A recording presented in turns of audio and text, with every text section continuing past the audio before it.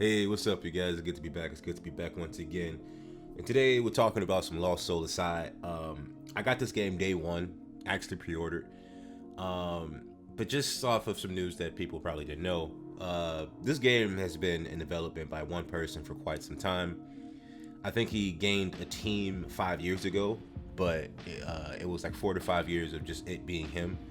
But as far as my honest opinions about this game, I'm not gonna say that I feel absolutely blown away by this title by any means, but I think that this is still a relatively good game. It's not like broken or unplayable, bad or anything like that. It's just a normal good game. One thing I can say though is that at times it does feel like I'm still playing a tech demo at times, which leads me to believe that I think this game needed just a little bit more time in the oven, a little bit more I guess hands-on experience outside of the developer team, possibly.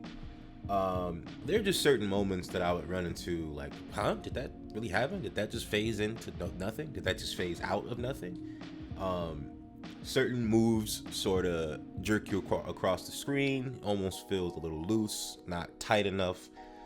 But as far as like what the game has itself, we'll get to the story later, but as far as the gameplay, this is, a normal hack and slash game for you to switch between various weapons. I've only collected 4.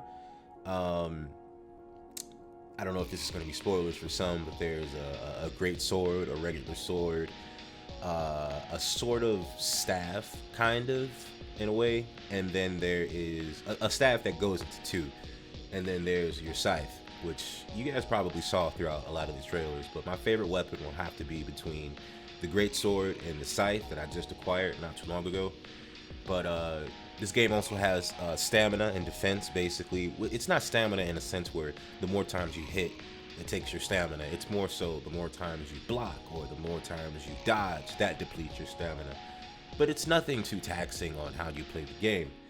You can also break the enemy's gauges. Like if they run out of stamina or they run out of armor, you can break them and have them staggered for a certain amount of time, and even execute a certain move that is tied to whatever weapon you're using.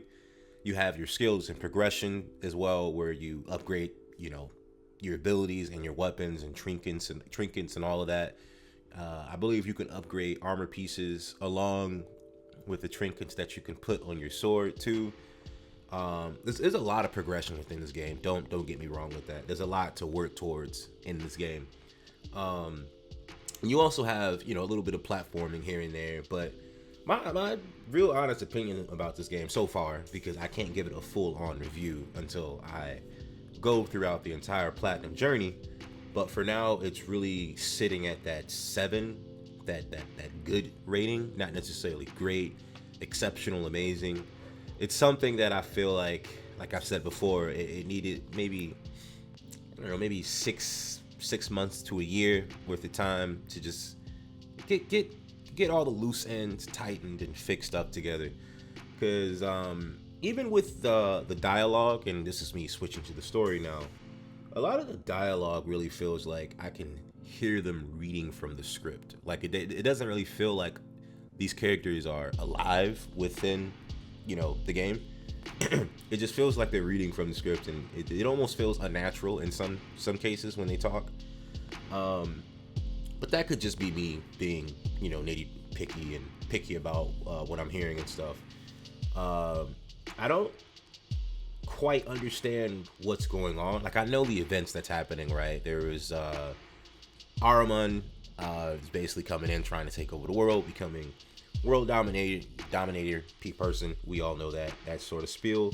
We have Kaiser. He's looking for his little sister whose soul got absorbed by one of the demons created by Ahriman, if I'm not mistaken. And then in between that, there is like this sort of holy order group that thinks that we're the ones causing this damage to the world and the city, and we have something to do with it, basically. So I'm at a point right now where